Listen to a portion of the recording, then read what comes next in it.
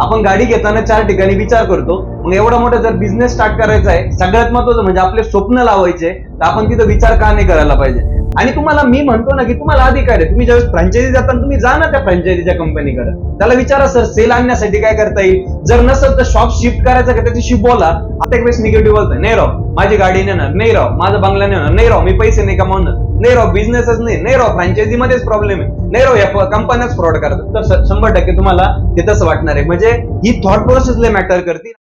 मराठी माणूस हा नोकरी करणारा नाही तर नोकरी देणारा असावा, या विचाराने आज महाराष्ट्रामध्ये कित्येक तरुण हा झपाटलेला आहे. ह्याचीच बाब लक्षात घेऊन आज महाराष्ट्र व देशभरामध्ये मोठ्या प्रमाणात फ्रँचायझी मॉडेल आणि फ्रँचायझी बिझनेस हा ग्रोथ करत आहे. पण ह्या फ्रँचायझी बिझनेसमध्ये सर्वसामान्य तरुण हा कुठेतरी होरपळला सुद्धा जात आहे आणि हा फ्रँचायझी फ्रॉड सुद्धा होत आहे. तर कसा आहे हा फ्रँचायझी फ्रॉड, याच विषयी आज आपण संवाद साधणार आहोत. नमस्कार, मी विकास गुंजाळ आणि आपण बघत आहात TTL मराठी. तर या विषयाची चर्चा करण्यासाठी आपल्यासोबत आज आहेत ग्रॅज्युएट गुळाचा चहा व लस्सी, त्याचबरोबर मिस्टर वडेवालाचे फ्रँचायझी ओनर आणि संस्थापक mister Nilesh Jadhav sir. Nilesh sir नमस्कार. नमस्कार सर.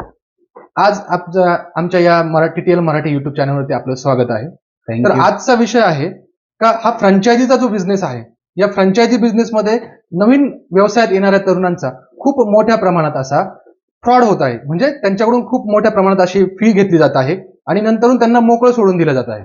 तर याच फ्रँचायझीच्या फ्रॉड विषयी आपलं काय मत आहे? तर बघा आता पहिल्यांदा थँक्यू, तुमच्या चॅनलवरती तुम्ही मला इन्व्हाइट केलं. मला असं वाटतं ना की बऱ्याचशा कंपन्या ज्या आहेत त्या करताय, बट मुलांनी हा विचार केला पाहिजे की आपण कुठली फ्रँचायझी घेतोय. म्हणजे मुलांचा प्रॉब्लेम हा मला असं वाटेल की त्यांचा एक क्रायटेरिया आहे, तर मुलांनी मला असं वाटतं पहिल्यांदा बघितलं पाहिजे की जो फ्रँचायझीची कंपनी आहे जी फ्रँचायझी सेल करू राहिली, तर पहिल्यांदा खरंच त्याची स्वतःची फ्रँचायझी आहे का, असेल तर त्याची चालते का. दुसरी गोष्ट, ते जे आपल्याला कमिटमेंट करू राहिले ते फॉलो करताय का, किंवा त्यांनी अगोदरच्या फ्रँचायझी ओनर सोबत फॉलो केलेलं आहे का.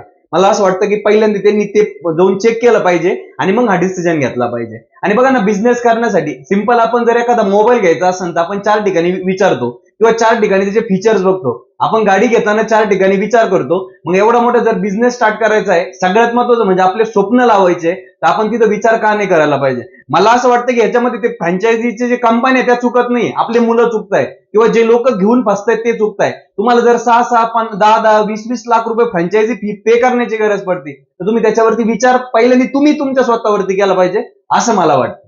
तुम्ही म्हणतात त्याला आम्ही मान्यता करतो, परंतु नवीन तरुण आहे, नवीन ज्याला यायचं आहे त्याच्याकडे तेवढं जास्त मोटिवेशन नसतं आणि ह्या फ्रँचायझी कंपन्यांकडून सोशल मीडियाच्या माध्यमातून असं आकर्षण निर्माण केलं जातं आणि त्यांना एक मोटिवेशन दिलं जातं. तर ह्याच्याकडे तो तरुण भाळला जातो आणि मग ते तरुणाला फसवलं जातं. तर याच्याबद्दल आपलं काय मत आहे? आता बघा, मला वैयक्तिक असं वाटतं ना, फ्रँचायझी हा बेस्ट ऑप्शन. म्हणजे मी ज्यावेळेस 2018 साली मी डिसिजन घेतला की यार आपल्याला फूडमध्ये यायचं, चहाच्या बिझनेसमध्ये यायचं, त्यावेळेस मी पण सर्च केलं खूप साऱ्या फ्रँचायझी. पण त्यावेळेस माझी एवढी चांगली परिस्थिती नव्हती, पण मी चांगल्या फ्रँचायझी घेऊ शकलो नाही. म्हणजे मला फ्रँचायझी घ्यायची होती पण मी घेऊ शकलो नाही, कारण तुम्ही जसं म्हणले त्यावेळेस फार जास्त फ्रँचायझी फी होती आणि आज पण असू शकतात. तर मला वैयक्तिक असं वाटतं, बघा फ्रँचायझी घेण्याचे फायदे मी आधी तुम्हाला सांगतो. म्हणजे फ्रँचायझी हा स्कॅम आहे असं मला नाही वाटत आहे, किंवा तुम्ही म्हणताय की फ्रॉड होतोय, हा फ्रॉड नाही होते. एक त्या माणसाला कॉन्फिडन्स भेटतोय. बघा, एक फ्रँचायझीची जी कंपनी असते तिचं व्हिजन काय असतं ना, की फ्रँचायझी देताना ते पहिली गोष्ट म्हणजे चालताना फ्रँचायझीचे प्रोडक्ट देती, दुसरी गोष्ट मार्केटिंग कशी करायचं ते शिकवती, तिसरी गोष्ट रन करताना तुम्हाला मदत पण करते. जर ते करत नसेल, त्या फ्रँचायझीच्या ज्यांनी फ्रँचायझी घेतल्या त्यांच्या बाबतीत ते झाले नसेल, तर ते बंद होणार आहे, हे साहजिकच आहे. बट मला नाही वाटत, मला असं वाटतं फ्रँचायझी बिझनेस उलट बेस्ट आहे. तुम्ही एक ठराविक अमाऊंट देऊ राहिले फ्रँचायझीच्या कंपनीला आणि ते अमाऊंट दिल्यामुळे तुम्ही त्यांची मदत घेऊ राहिले, तुम्ही त्यांचा एक्सपिरियन्स घेऊ राहिले आणि ते ज्यांनी जे रिसर्च केलेल्या प्रोडक्टमध्ये ते तुम्हाला रेडीमेड मिळतंय. म्हणून मला असं वाटतं उलट फ्रँचायझी चांगलं आहे ना फ्रँचायझी घ्यायला. हा पण फरक आहे की तुम्ही फी किती देऊ राहिले.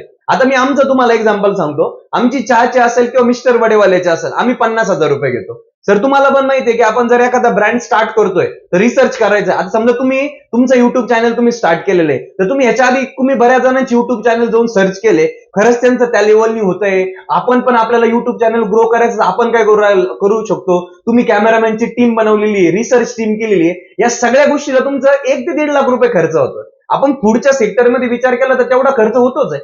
बघा, आता समजा सिंपल आपल्याला वडापाव बनवायचा आहे, तर आपण डायरेक्टली दुकान नाही टाकत आहे, आपल्याला त्याच्या आधी टेस्ट करावं लागतात. बटाटे कुठले वापरायचे, त्याच्यामध्ये चटणी कुठली वापरायची, अद्रक किती टाकायचं, मिरच्या किती टाकायच्या, त्याच्यानंतर ते ओपन करताना सेटअप कसा पाहिजे, डिझाईन कशी पाहिजे, बोर्ड कसा पाहिजे, शॉप कुठं बघितलं पाहिजे, त्याच्यानंतर ते झाल्यानंतर लोकांची हँडलिंग कसं करायचं, कारण मार्केटमध्ये कॉम्पिटिशन आहे आणि त्या कॉम्पिटिशनला पण बीट कसं करायचं, या सगळ्या गोष्टींचं प्लॅनिंग आम्ही फक्त 50,000 रुपयामध्ये देऊ राहिलो. दुसरी गोष्ट, ज्यावेळेस आमची फ्रँचायझी फायनल होती त्यावेळेस आमचा ज्यावेळेस एक्झिक्युटिव्ह तिथे जातो तर त्याला जाण्या येण्याला खर्च आहे, तो तिथे राहतो त्याचा खर्च आहे, त्याच्यानंतर त्याला तो सर्वे करायचा आहे, स्पॉट बघायचा आहे, ओपनिंगच्या वेळेस आम्ही माणूस देतोय, या सगळ्यांची आम्ही 50,000 रुपये फी घेऊन राहिलो. जे की जर तुम्ही स्वतःचा ब्रँड करायला गेले की तुम्हाला 1 ते 1.5 लाखापेक्षा जास्त खर्च येणार आहे, तो आम्ही 50,000मध्ये देऊ राहिलो. मग मला नाही वाटत की हा स्कॅम आहे. उलट आता जर मला जर 2018 साली, मी लिटरली सांगतो, मला जर 50,000मध्ये एखादी फ्रँचायझी अवेलेबल असते मी ती घेतली असती, कारण मला एक्सपिरियन्स फ्री मध्ये भेटला असता. आणि तुम्हाला मी म्हणतो ना की तुम्हाला अधिकार आहे, तुम्ही ज्यावेळेस फ्रँचायझी जाताना तुम्ही जा ना त्या फ्रँचायझीच्या कंपनीकडे, त्याला विचारा सर सेल आणण्यासाठी काय करता येईल,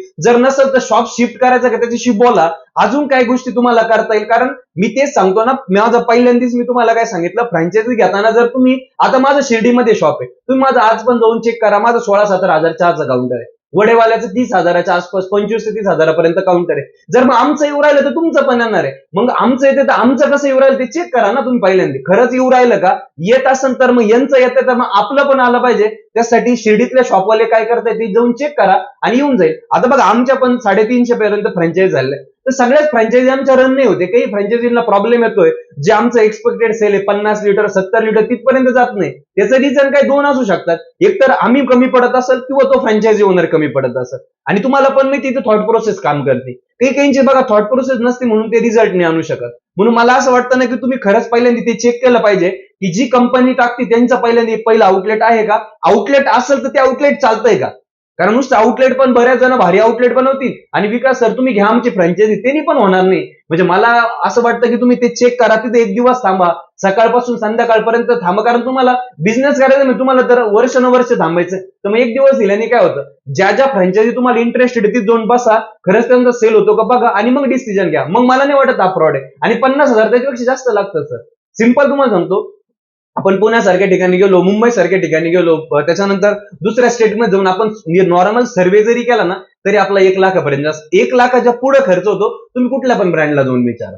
आणि मग 50,000 मला वाटतं की आम्ही त्याच्यामध्ये जास्त काही, म्हणजे आमचं पूर्णपणे टार्गेट काय बघा, 2 असू शकतं. एक लोक फ्रँचायझी फक्त विकण्यासाठी येत असेल आणि दुसरं खरंच लोकांना बनवण्यासाठी येत असेल. आमचं तर वैयक्तिक आम्ही काय करतोय, लोकांना बिझनेसमध्ये पाडत नाही, तर लोकांना आम्ही बिझनेसमध्ये उभं करण्याचं काम करतोय. काही फ्रँचायझीच्या ज्या कंपन्या त्या पाडता पण आहे, की जे की बरेच लोक आमच्याकडे येऊन ते सांगतात की सर असा प्रॉब्लेम होतोय, तो प्रॉब्लेम होतोय. काही आमच्या फ्रँचायझीला पण होत असेल, मी सांगितलं ना, कदाचित तो त्यांचा फॉल्ट असेल. मग आम्ही इथं बसलो, त्यांनी आमच्यापर्यंत जर येऊन आम्हाला बोलले की सर आज कसा सेल वाढवता येईल, तुम्ही कसे आणताय, तर डेफिनेटली होऊ शकतं. तर आमचं असं नाही ना की आम्ही फक्त फ्रँचायझी बिझनेस करतोय, आमचे स्वतःचे शॉप पण आम्ही चांगले रन करतोय. अच्छा, म्हणजे फ्रँचायझी बिझनेस हा काही चुकीचा बिझनेस नाही, परंतु फ्रँचायझी फी ही फ्रँचायझी फी सारखी असली पाहिजे, हा. मार्गदर्शन फी सारखी असली पाहिजे. हा. फ्रँचायझी हा एक बिझनेस नसला पाहिजे, तर त्याच्यातून तुम्ही जे प्रॉडक्ट देत आहात त्याचा बिझनेस असणं हा गरजेचा आहे. येस. सर, हे तर ठीक झालं, परंतु आज खूप साऱ्या ज्या कंपन्या आहेत या आपल्या प्रॉडक्टची गुणवत्ता टिकवण्यासाठी काही रासायनिक गोष्टींची त्याच्यामध्ये म्हणजे काही ऍड केलं जात आहे, ज्याने काय होतं, ड्युरेबिलिटी तर टिकतेच आहे, पण त्याचबरोबर त्या प्रॉडक्टची क्वालिटी, चवीसाठी तो चांगला लागतो, कारण फूड बिझनेसमध्ये खूप क्वालिटीवरती काम केलं जातं. बरोबर. पण त्याची गुणवत्ता वाढण्यासाठी, त्याची चव वाढवण्यासाठी काही रासायनिक घटकांचा वापर केला जातो. आणि हा फूड बिझनेस जो आहे तो आरोग्याशी रिलेटेड आहे, बरोबर. तर ह्याही ठिकाणी काही फ्रँचायझी बिझनेसवाले असं करतायत की ते काही अडल्टरीज त्याच्यामध्ये युज करून, काही रासायनिक पदार्थ युज करून आपल्या प्रॉडक्टची गुणवत्ता वाढवत आहेत. तर हे कितपत योग्य आहे, की हे चांगलं आहे की नाही, आणि या फ्रँचायझी जे घेणारे आहेत त्यांनी याचा अभ्यास करायला हवा का? फर्स्टली मला असं वाटतं बरं का, आता सिंपल आपलं पण जर बघितलं तर आपण कधीच ते चेक नाही केलेलं खाताना. म्हणजे फूड ही अशी गोष्ट आहे, आता सिंपल सांगतो, माझ्या मित्राने एक लोणचं टाकलं होतं, त्यांनी सर 100% नॅचरल बनवलेलं आहे, पण त्याला टेस्टच येत नाही. हेच जर आपण कॉम्पिटिटर बघितलं, त्यांची टेस्ट खायला मजा येते. म्हणजे वैयक्तिक जे खाण्याचे जे प्रोडक्ट आहे ना सर, त्यासाठी टेस्टिंग तर ऍड करावंच लागणार आहे. फक्त ते फूड ग्रेडचे आहे का ते चेक करणं मला असं वाटतं इम्पॉर्टंट आहे.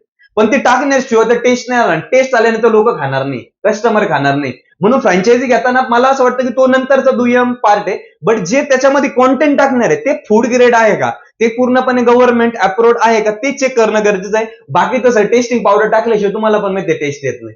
किंवा माझ्या चहामध्ये तर वेगळं काही टाकू शकत नाही, साखर, चहा पावडर, मसाला सोडून काही नसतं. पण बाकीचे जे खाण्याचे प्रोडक्ट आहे त्या जर फ्रँचायझी असेल तर त्याचं एवढं काही जास्त मॅटर नाही करत. फक्त फूड ग्रेड टाकलेले का त्या रॉ मटेरियल मध्ये ते चेक करा, असं मला वाटतं. अच्छा, तर फूड ग्रेड असलेले अडल्ट्रूथ जर आपण त्याच्यात युज केले तर आणि कुठलाही टेस्टला problem मजा नाही नाही. आली तर लोक पण नाही, धंदा नाही होणार. वरतून परत तुम्ही कंपन्यावरती ब्लेम करणार आहे की नाही तुमचं प्रोडक्ट चालत नाही, लोकांना आवडतच नाहीये. मग या सगळ्या गोष्टींचा आधी तुम्ही विचार करा. पहिले थोडासा वेळ घ्या ना. मला सांगायचं काय की वेळ घ्या. तुम्ही वेळच घेत नाही. आणि तुम्ही काय करता म्हणजे एखादा निर्णय घेतल्यानंतर त्याच्यावरती विचार करण्यापेक्षा घेण्याच्या आधी विचार करून निर्णय घ्या. डेफिनेटली रिझल्ट मोठा येईल. अच्छा, तर हे झालं अडल्ट्री विषय. आता मला एक सांगा, एखादा मराठी उद्योजक आहे, नवीन व्यावसायिक आहे, नवीन तरुण आहे, त्याला जर उद्योग व्यवसायात यायचं असेल तर त्याच्या मनाची काय तयारी असायला हवी? बघा, मला असं वाटतं ना की जर एखाद्याला म्हणजे मी तेच ऑडियन्सला पण ते सांगाल की जर तुम्हाला व्यवसायामध्ये यायचंय तर पहिली गोष्ट मनाची तयारी करण्याच्या अगोदर तुमचं फाउंडेशन क्लिअर असलं पाहिजे. हा फाउंडेशन हा शब्द मी त्यासाठी वापरतोय कारण ज्याचं फाउंडेशन क्लिअर नाही ते टिकू शकत नाही. आणि आज जर तुम्हाला वाटतं की हा निलेश जाधवची अचिव्हमेंट झाली म्हणजे निलेश जाधव तयार झाला, याचा अर्थ निलेश जाधव याच्या आधी खूप सारे फटके खाल्लेले, पण निलेश जाधवचं फाउंडेशन क्लिअर होतं. मग असं मला वाटतं की कुठला पण बिझनेस स्टार्ट करायचा असेल ना तर तुम्ही पहिल्यांदा तुमचं व्हाय क्लिअर ठेवा. म्हणजे तुम्ही हा बिझनेस का करता किंवा बिझनेस मध्ये तुम्हाला मजा येणार आहे का. कारण इनिशियली तुम्हाला, आता मी सिंपल एक एक्झाम्पल सांगतो, आमच्या बाबतीत पण आहे बट एक मोठ्या ब्रँडचं सांगतो, ओयो रूम्स वाला. म्हणजे ओयो रूमचा जो ओनर आहे रितेश अग्रवाल, ज्यावेळेस रितेश अग्रवाल कंपनीचा त्याचा स्टार्ट करत होता तर त्याच्या एका क्लायंटला पाणी नव्हतं हॉटेलमध्ये, तो स्वतः टँकनी पाणी भरत होता. म्हणजे परिस्थिती, तो असं सांगतो की परिस्थिती अशी आली होती की मी बादलीमध्ये पाणी क्लायंटला देतोय आणि त्याच वेळेस सर त्याच्या टीमला कॉल आला की आम्ही तुम्हाला अशी फंडिंग देतो जी की तुमची कंपनी 500,000 करोडची म्हणून जाईल. म्हणजे असं काही नाही की तुम्हाला हे फटके पण असणार आहे, तुम्हाला फटके पण सहन करावं लागणार आहे. म्हणून फाउंडेशन हा शब्द एकदम क्लिअर करा. आणि फाउंडेशन तुम्हाला इन्स्पिरेशन देऊ शकतो. उगा मोटिवेशन मध्ये विकास सरांनी युट्यूब चॅनल सुरू केलं, विकास सर ग्रो झाले म्हणून मी युट्यूब चॅनल मध्ये लगे विहिरीमध्ये उडी मारत, असं नका करू. एक तुमच्याकडे ठाम रिझन पाहिजे की मी या बिझनेस मध्ये का आलेलो आहे, या बिझनेस मधून मला काय मिळवायचंय आणि या बिझनेस मधून मला सोसायटीसाठी काय करायचंय. मग तुमचं व्हाय क्लिअर पाहिजे. आणि दुसरी गोष्ट, फाउंडेशन बनवा. फाउंडेशन बनवण्यासाठी मी 3च गोष्टी सांगतो. पहिल्यांदा असतो तुमचा माइंड साठी तुम्ही इनपुट काय देताय सर ते इम्पॉर्टंट आहे. जे तुम्ही इनपुट देणार आहे तसंच तुम्हाला त्याच्यानंतर त्याच्या माइंडला कमांड मिळणार आहे. आणि माइंडला जी कमांड मिळत त्याच्यानंतर तुमची थॉट प्रोसेस बनते आणि थॉट प्रोसेस बनल्यानंतर तुमचा रिझल्ट येतो. म्हणून मी 2च गोष्टी सांगेन, पहिल्यांदा व्हाय क्लिअर ठेवा आणि फाउंडेशन वरती काम करा. मग तुम्ही कुठलाही बिझनेस करा. तुम्ही माती विका, मी ते सांगतो, चहा विका, तुम्ही वडापाव विका, त्याच्यानंतर युट्यूब चॅनल सुरू करा, कॅमेरामन बना, तुम्हाला जे वाटतं ते बनवा. पण त्याच्यासाठी तुम्हाला ह्या 2 गोष्टी महत्वाच्या, तुमचं व्हाय क्लिअर पाहिजे, तुम्ही बिझनेस मध्ये काय येत आहे, आणि दुसरी गोष्ट आल्यानंतर तुमच्या स्वतःची मनाची तयारीसाठी तुमचं फाउंडेशन क्लिअर पाहिजे. आणि ज्याचं फाउंडेशन क्लिअर आहे तो किती पण प्रॉब्लेम आले तर तो कधी पण मग डगमावणार नाही फ्युचरमध्ये, असं मला वाटतं. आज महाराष्ट्रामध्ये प्रत्येक तरुण जो आहे त्याला असं वाटतं की मला व्यवसायात यायचं आहे. प्रत्येक तरुणाला वाटतं मला व्यवसायात यायचं आहे, पण त्याची अडचण एकच आहे की पैसा. माझ्याकडे तेवढ्या प्रमाणात पैसा नाही. तर खरंच व्यवसाय सुरू करण्यासाठी पैशाची गरज आहे का? व्यवसाय सुरू करण्यासाठी असं म्हटलं जातं पैशाची, मी पण सुरुवातीला सांगायचो पैशाची गरज नाहीये, पण पैशाची गरज आहे.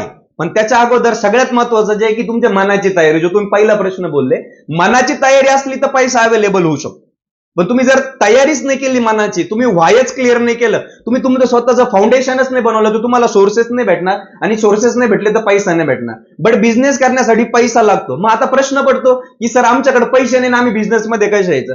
तुम्ही सिंपल 1 वर्ष जॉब केला ना 10,000 रुपये सॅलरीनी, तरी तुमच्याकडे 1 लाख सेव्हिंग होती.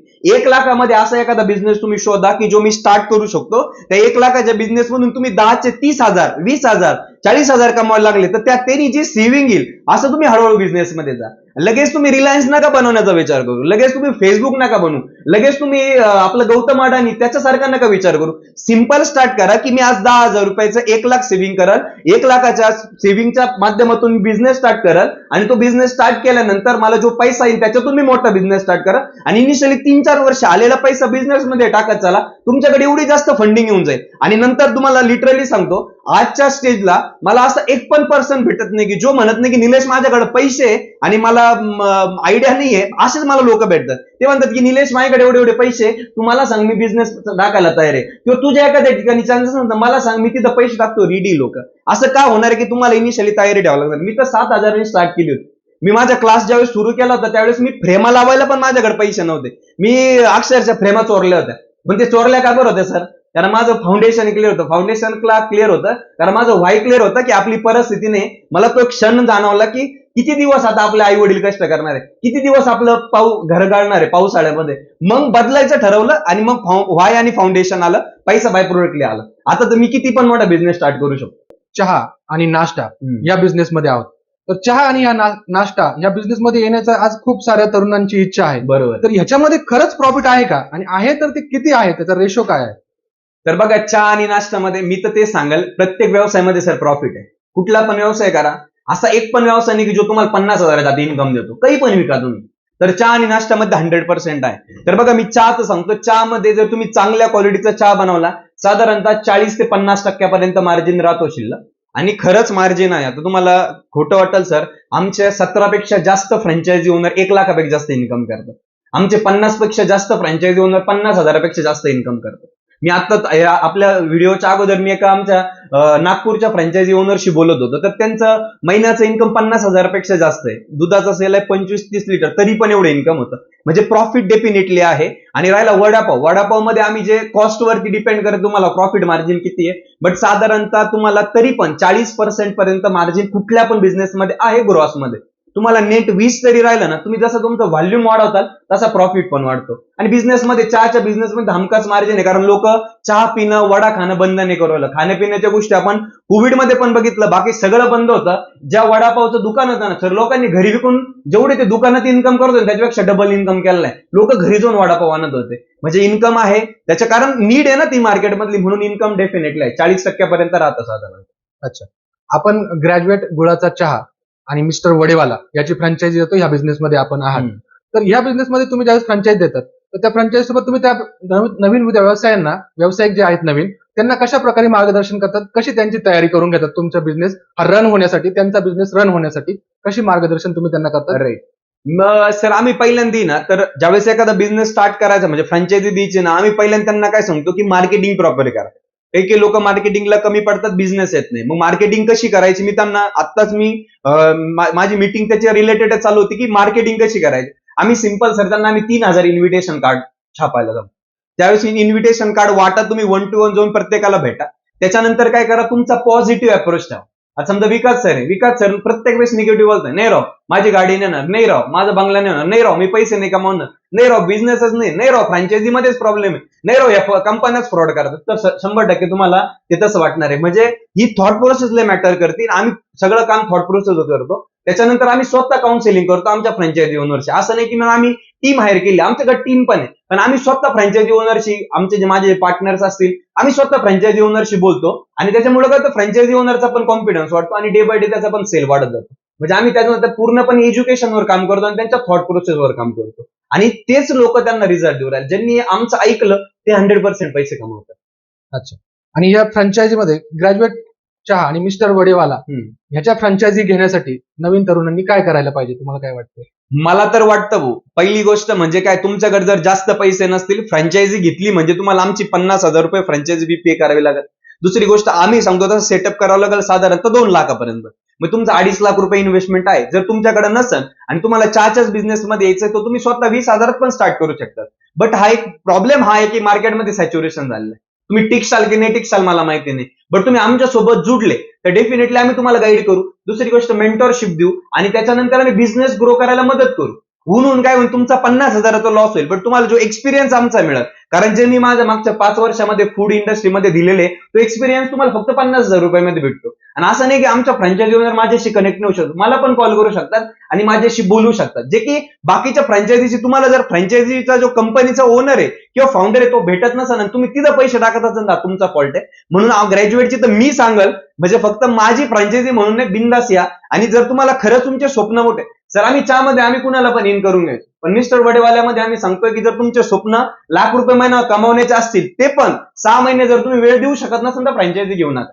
पेशन्स जर नसल, त्याच्यानंतर जर तुमची तयारी नसेल तर मग येऊ नका. आणि स्वप्न मोठे असेल तर ग्रॅज्युएटच्या सोबत जोडा. ग्रॅज्युएटच्या मी तुम्हाला गॅरंटी देतो, येणाऱ्या काळात ग्रॅज्युएटच्या कमीत कमी 50,000 रुपये तुम्हाला कमवून देईल. फक्त 6 महिने आम्ही सांगतो त्या गोष्टी तुम्हाला फॉलो कराव्या लागतील. आज जे नवीन व्यावसायिक आहेत, म्हणजे फूड आणि फूडच्या व्यतिरिक्त जे काही नवीन व्यावसायिक आहेत, ज्यांनी ऑलरेडी व्यवसाय चालू केलेला आहे, हम्म. तर अशा तरुणांना त्यांच्या व्यवसायात स्टेबल राहण्याकरता किंवा त्यांच्या व्यवसायाचा विनर बनण्याकरता हम्म. तुम्ही काय सांगू इच्छिता त्या तरुणांना? बरोबर आहे.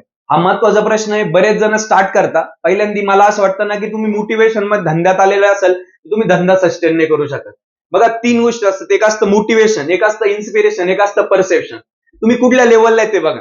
बघा मोटिवेशन हा फुगा आहे. त्याला जर तुम्ही थोडंसं नॉर्मल कुठेतरी मार्केटमध्ये टच केलं, फटके बसले, तर ते सोडून देणार आहे. मोटिवेशन मध्ये धंद्यामध्ये नका येऊ. आणि आपले जे बरेचसे तरुण आहे ना, ते इन्स्पायर होण्याच्या ऐवजी मोटिवेट होऊ राहिले. की निलेश जाधवला बघितलं, त्याची कार झाली, चांगल्या ऑफिसमध्ये राहतो, चांगल्या ठिकाणी जेवण करतो, चांगल्या बंगल्यात राहायला गेला, लगेच मी पण बिझनेस मध्ये करत. आपण निलेश जाधवनी चहामध्ये केलं तर तुम्हाला चहामध्येच होईल असं काही नाहीये. तुमचं दुसरं जे काही एखादी निश असेल त्याच्यावरती काम करा, पण मोटिवेशन मध्ये येऊ नका. दुसरं असतं इन्स्पिरेशन. इन्स्पिरेशन झालेलं कधी पण चांगलंय, कारण तुम्ही इन्स्पायर झाले ना, तुम्ही टिकू शकता. सर मी इन्स्पायर झालो होतो, मला कधी सर कुठल्या पण इन्स्पिरेशनल मोटिवेशनल टॉकची गरज नाही पडलेली, कारण माझ्यासाठी माझं घर इन्स्पिरेशन होतं. माझं घर गळतंय ते इन्स्पिरेशन होतं. माझी आई कामाला जाते ते इन्स्पिरेशन होतं. माझ्याकडे 1 रुपयाने ते इन्स्पिरेशन होतं. मी सेकंड गाडी वापरतोय ते इन्स्पिरेशन होतं. आणि माझी जी सीबीझेड होती, अक्षरशः धक्का मारावा लागायचा तिला. म्हणजे ती बऱ्याच जणांनी बघितलेले, म्हणजे बऱ्याच ठिकाणी आम्ही धक्का मारलेला आहे सर गाडीचा. म्हणजे तुम्हाला पण माहिती ती स्टोरी. म्हणजे धक्का मार, ह्या स्टोरीमध्ये हे इन्स्पिरेशन आहे की ठीक आहे आज मी 2 व्हीलर वरती आहे, पण एक दिवस येणार मी कारमध्ये फिरणार आहे. मग मला असं वाटतं की तुम्ही इन्स्पायर व्हा. त्याच्यानंतर तुम्ही जो धंदा टाकलेला आहे, जो फूडचा असेल किंवा XYZ सर जसं म्हणतात, दुसरा कुठला पण असेल, त्याच्यामध्ये तुम्हाला कस्टमर वाढवायचंय, तर त्याचे कॉम्पिटिटर बघा काय करू राहील आणि माझं काय चुकतंय ते बघा. लगेच तुम्ही ते कॉम्पिटिटरचे फॉलो करताय ते फॉलो नका करू, पण तुम्ही तुमच्या लेवलला काय करू शकतात ते बघा. दुसरी गोष्ट, त्या धंद्यामध्ये जे छोटे प्लस मायनस ज्या गोष्टी असतात ते बघा. आणि मी तर तेच सांगतो, जर तुम्हाला सक्सेसफुल बनायचंय ना, तुम्ही ज्या फील्डमध्ये काम करताय ना, त्या फील्डचा जो सक्सेस माणसं आहे त्याला कॉपी पेस्ट करायला चालू करा. तो जिथपर्यंत पोहोचला त्याच्या 70% तुम्ही पण पोहोचले जाणार आहे. म्हणून एवढं काही टेन्शन नाही. दुसरी गोष्ट, घाबरू नका. होतं काय ना, तुम्ही बिझनेस टाकला, तुम्हाला काय वाटतं तुमच्या फील्ड मधला तो एक किंग आहे माणूस, तो नाही जबरदस्त आहे, तो टॉपचा आहे, तुम्ही त्याला असं समजून बसतात आणि तुम्हाला असं वाटतं की नाही राव आपलं काम नाही. आपलं काय काम नाही, हे सगळं त्या मोठ्या लोकांसाठी थोडं बनलेलं आहे. BMW आपल्यासाठी पण बनलेली. BMWच्या शोरूमला गेलो तर आपल्याला BMW नाही देणार का? नाही, हा गरीब सर्वसामान्य कुटुंबाचा पोरगा आहे म्हणून. असं नाही, तुम्ही घाबरून राहिले. तुम्ही तुमच्या कॉम्पिटिटरला किंग बनून समजलं की हा किंग आहे आणि आपण एकदम वीक आहे म्हणून आपण शांत बसलेलो. मी अजिबात नाही समजत. मी आज पण, मला ठीक आहे माझा भारतातला नंबर 1चा ब्रँड नसेल, पण कदाचित मी समजतोय येणाऱ्या 5 वर्षामध्ये ग्रॅज्युएटच्या भारतातला नंबर 1चा ब्रँड बनल. मिस्टर वडेवाला मला आउट ऑफ कंट्री जो मॅगडी बनलेला आहे, आउट ऑफ कंट्रीचा मॅगडी आपल्या इंडियात येऊन एवढा धुमाकूळ केलेला आहे. मॅगडीची क्रेज झाली, लोक आज मॅगडीला गेले ते फोटो काढून टाकू राहिले मॅगडीला, म्हणजे रेस्टॉरंटला. मला तेच गरज येणाऱ्या काळामध्ये आउट ऑफ कंट्रीच्या लोकांनी वडापाव खाताना मिस्टर वडेवालाचा फोटो टाकला पाहिजे. का नाही करू शकत? मी नंबर 1 समजतोय, मला माझ्या माइंडमध्ये ते नंबर 1 समजलेलं आहे. आधी तुम्ही तुमचा जो बिझनेस आहे त्याला नंबर 1 समजा. दुसरी गोष्ट, आपल्या लोक घाबरता पण मार्केटिंगला. स्वतः ब्रँड अँबॅसिडर बना ना. लोकांची काय गरज आहे आपल्याला? समजा मी जर बिझनेस करतो, मी तुम्हाला सांगतो सर मी ग्रॅज्युएटचा माझा आहे, मिस्टर वडेवाला माझा आहे. तुम्ही मार्केटिंग करा तुम्ही स्वतः. तुम्ही बसमध्ये चालले ना, बसवाल्याला सांगा की हा सर आम्ही तेच करायचो. आम्ही आमचे इंस्टाग्रामचे फॉलोअर्स, आम्ही अशा काही लोकांचे अकाउंट ओपन केले की ज्यांना इंस्टाग्राम पण माहिती नाही आणि त्यांचं अकाउंट ओपन करून आम्हाला फॉलो केलेलं. आमच्या चॅनलला सबस्क्राईब केलं. तुम्ही बघा, बसमध्ये बसले शेजारच्यांना बसा, काका माझा असाचा बिझनेस आहे सर, मी फोटोग्राफी करतो, माझा युट्यूब चॅनल आहे, माझा हे फॉलो, 1 सबस्क्रायबर वाढल. कदाचित उद्या तो 1 सबस्क्रायबर उद्या तुमचे 1-1 लाख वाढणार आहे, किंवा तुमचे 1-1 लाख फ्रँचायझी होणार आहे, किंवा 1-1 लाखाने बिझनेस तुमचा वाढणार आहे. पण त्याच्या आधी तुम्हाला छोटे छोट्या स्टेप घ्यावा लागणार आहे. आणि बिझनेस तेव्हा मोठा होत नाही जेव्हा तुम्ही मोठे होतात. बिझनेस तेव्हाच मोठा होतो जेव्हा तुम्ही छोट्या छोट्या स्टेप फॉलो करून बिझनेस करतात, त्याच वेळेस तुमचा बिझनेस मोठा होतो. मग या 3-4 गोष्टी फॉलो करा. ब्रँड अँबॅसिडर तुम्ही स्वतः राहा. तुमच्या खिशामध्ये 500 व्हिजिटिंग कार्ड पाहिजे तुमच्या बिझनेसच्या रिगार्डिंग. आम्ही सुरुवातीला 15-20 हजार वेळेस पॅम्पलेट बनवलेले सर. आम्ही लोकांना जाऊन सांगायचो की सर आमची ही ऑफर आहे, ती ऑफर आहे, असं आहे तसं आहे. ग्रॅज्युएटच्या बद्दल आम्ही ग्रॅज्युएटच्या व्यतिरिक्त बऱ्याच गोष्टी लोकांना शेअर केल्या, तेव्हा ग्रॅज्युएटचे असे लोक पुढे कनेक्ट झाले. लास्टची गोष्ट अशी आहे की सर सगळ्यात महत्वाचं म्हणजे कस्टमरला कनेक्ट ठेवा. जर मी माझ्यासाठी माझा 8 रुपयाचा 10 रुपयाचा कस्टमर हा कस्टमर नाही, माझ्यासाठी ती ऑडी BMW, त्याला मी एवढं रिस्पेक्ट देतो. तुम्ही कस्टमरला जपत नाही, मग कसं काय बिझनेस होऊन जाईल? तुमच्याकडे कल्चर चांगलं ठेवा. एक कस्टमर आपल्यासाठी, बघा, एक कस्टमर 10 लोकांना चांगलं सांगतो, पण निगेटिव्ह कस्टमर तोच 100 लोकांना निगेटिव्ह करतो. म्हणून एक कस्टमर जपा आणि कस्टमरवरती कधी चिडू नका. कारण कस्टमरची गरज प्रत्येकाला असते. आणि असं पण दाखवू नका की हा मग मी या दुकानाचा शेट आहे, मी या दुकानाचा मालक आहे आणि मी मग माझा कामगार पण घेतो. तुम्ही बोला ना, काय फरक पडतो त्याला. कस्टमर प्रोडक्ट नंतर विकत घेतो, अगोदर तुमची एक्साइटमेंट विकत घेतो. तो बिझनेस वडाचा असून द्या, चहाचा असून द्या, तुमचा फोटोग्राफीचा असून द्या, तुमचा पुस्तकाचा असून द्या, तुमचा किराणा शॉप असून द्या, तुमचं कपड्याचं दुकान असून द्या. या सगळ्या गोष्टी फॉलो करा. 1 वर्षासाठी कंटिन्युअसली फॉलो करा, कन्सिस्टन्सी ठेवा. तुमचा बिझनेस बघा एक्स्ट्रा लेवलला आलेला राहील, कुठला पण असून द्या. तर हे होते निलेश जाधव. त्यांनी आपल्याला सांगितलं की आपण आपला व्यवसाय का करतो, आपला व्हाय सर्वात इम्पॉर्टंट आहे, तो क्लिअर असला पाहिजे आणि त्या जिद्दीने आपण व्यवसाय केला पाहिजे. बाकी सर्व गोष्टी ज्या आहेत त्या वेगळ्या आहेत, परंतु आपली जिद्द किती महत्वाची आहे हे त्यांनी या ठिकाणी आज आपल्याला सांगितलेलं आहे. तर धन्यवाद. बघत राहा TTL मराठी.